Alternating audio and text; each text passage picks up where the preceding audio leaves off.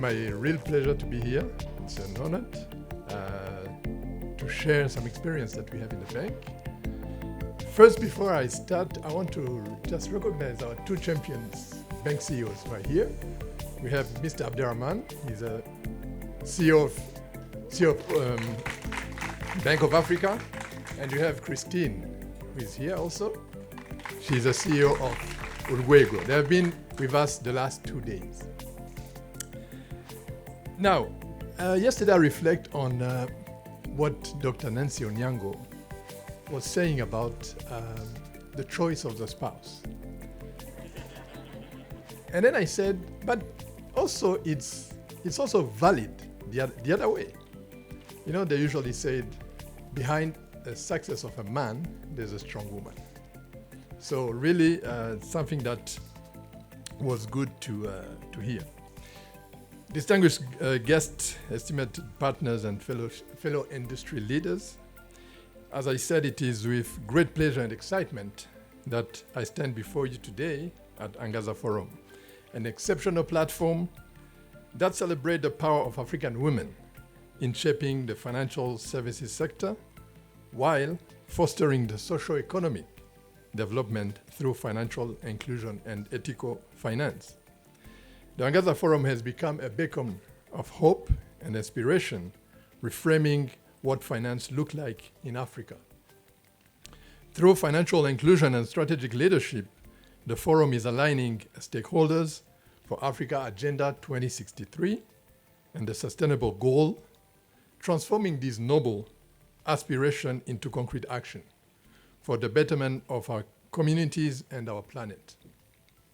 Since its debut in 2020, the Angaza Forum has grown exponentially, and this year we are thrilled to host you in Kigali, Rwanda, where Innovation and Progress unit to celebrate the third edition of this event. I extend my heartfelt gratitude to all partners, especially SDG Center for Africa, Women in Finance Rwanda Foundation, IMF, IFC, Old Mutual, and other like-minded organizations of their unwavering support in making this event possible. As we delve into the various subjects during this forum, I look forward to exploring critical topics that shape the future of Africa's financial landscape, as we will collectively strategize and drive the transformation needed for a resilient and inclusive financial sector. Also, allow me to share an example of women inclusion and leadership in the financial sector in Rwanda. It is a story of the remarkable leaders, the women CEOs of banks in Rwanda. Their journey began with a fierce determination to excel in the male-dominated financial industry. Through the exceptional leadership, the bank have witnessed unprecedented growth, pioneering groundbreaking initiative that foster financial inclusion and empower underserved community. We had an example yesterday from Lina, who is the CEO of NCBA, saying that when she started in 2018, there were minus 2 billion and 5, and now there are 7 billion. So it's remarkable.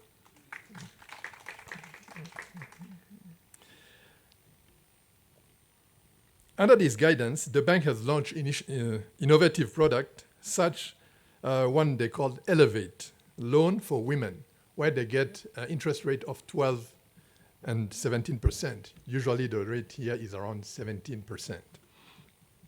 That cater the unique needs of women entrepreneurs, ensuring that they have access to the resources and support necessary to thrive in their business. These women leaders have been fervent advocates for gender equality and women empowerment, not only within their institution, but also across the wider financial sector. We have a live example of women in finance, but also we have other examples. Some banks now have put in place that they don't have any meeting on Friday. Some banks also create a room for breastfeeding. Some banks also recognize that fathers need more days. So we have paternity leaves that is 14 days instead of 4 days. So those are all initiatives that were given to the institution. So again, through this leadership, you are witnessing the transformation power of women in finance. The success serve as a beacon of hope and inspiration, not only for the current generation, but also the generation to come. Let us continue to nurture and empower these leaders, providing them with the support they need and resources to drive lasting change and create a more inclusive and prosperous future for our nation. Together, let us strive to build an industry where gender equality is not just an inspiration, but a lived reality. A sector that empowers, uplifts, harnesses the full potential of its members, regardless of the gender. The culture change is at the heart of our journey toward sustainability and the achievement of Africa Agenda 2063 and the Sustainable Development Goal. Together, we will explore innovative strategy to re-engineer our institution and the financial sector as a whole, fostering an environment that embraces responsible and sustainable practice.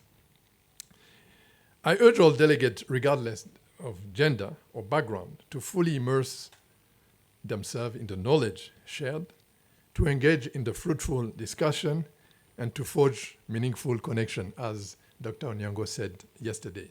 In conclusion, I extend my deepest gratitude to each and every one of you for joining us at this moment, at this event. Together, we will shape the future of finance in Africa, creating a more inclusive, sustainable, and prosperous continent for all of us. I thank you all.